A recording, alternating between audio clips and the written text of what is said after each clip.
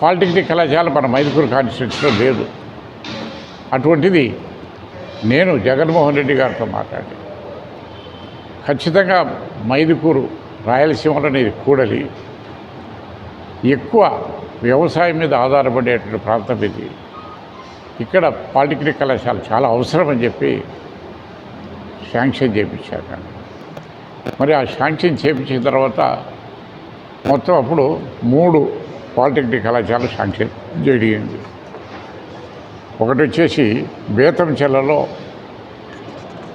ఒకటి జరిగింది, తర్వాత గుంటకల్ ఒకటి జరిగింది, మైదుకూరు ఒకటి జరిగింది. మరి యొక్క పాలిటెక్నిక్ కళాశాలలో బేతంచెర్లకు వచ్చేసి 3 బ్రాంచ్లు ఇచ్చారు. బేతంచెర్లకు పాలిటెక్నిక్ 3 ఇచ్చారు. ఏది mechanical, electrical, diploma in electrical communications. మరి అదే రకంగా గుంటకల్కి వచ్చేసి 3 ఇచ్చారు. మెకానికలు, ఎలక్ట్రికల్, ఎలక్ట్రానిక్స్, సివిల్ 3 ఇచ్చారు. వేరే మైదుకూరికి మాత్రం 6 బ్రాంచీలు తెప్పించారు. 6 బ్రాంచ్, మెకానికల్ ఇంజనీరింగ్ ఒకటి, ఎలక్ట్రికల్ అండ్ ఎలక్ట్రానిక్స్ ఒకటి, సివిలు, కెమికలు, మెటలర్జికల్ ఇంజనీరింగ్ కళాశాల, తర్వాత సిఐఓటి అంటే computer engineering and internet of things 6 బ్రాంచీలు ఇచ్చారు. ఎక్కడే లేనటువంటి బ్రాంచీలు. ఎందుకంటే మెటలర్జికల్ ఈరోజు అక్కడి నుంచి వచ్చారు, వైజాగ్ నుంచి వచ్చి అడ్మిట్ చేసుకున్నాడు. ఇది కూడా సిఐఓటి కూడా ఎక్కడా లేవు ఇక్కడ ఈ ఏరియాలో. అటువంటివి కూడా సపరేట్ మళ్ళీ తెప్పించారు.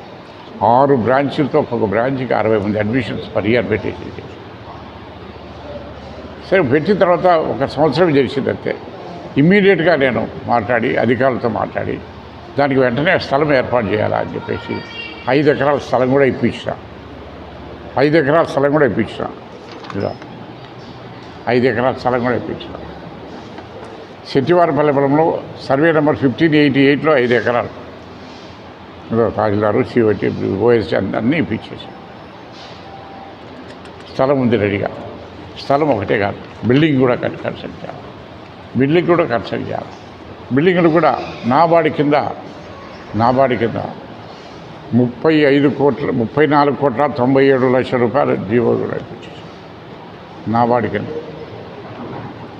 34,97 రూపాయలు డబ్బు శాంక్షన్ అయింది. టెండర్స్ కూడా ప్రాసెస్ స్టార్ట్ చేస్తాం. నాబార్డు చేసే ఫండ్స్ కాదు, క్లియర్ జీవోస్ ఇవన్నీ కూడా.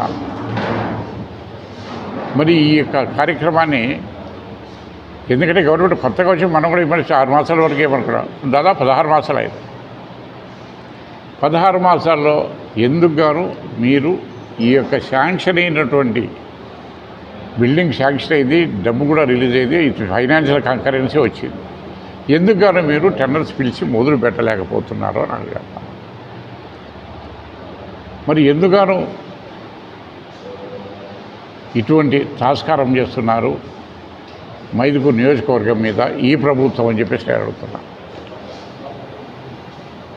మైదుకూరు నియోజకవర్గం మీద ఏ ఒక్క డెవలప్మెంట్ కూడా జరగాలి. మరి అసెంబ్లీ ప్రస్తావిస్తే ఇంకోటి కూడా ఉంది. స్వయానా ఒక మంది చెప్తాడు, రాజుని మేము కట్టలేమని చేతులు ఎత్తేస్తాం. నేను కూడా ఆదినాయుడు అడిగాడు అసెంబ్లీ, రాజుల సంగతి తేల్చండి ముందని చెప్పి. అది లేదు.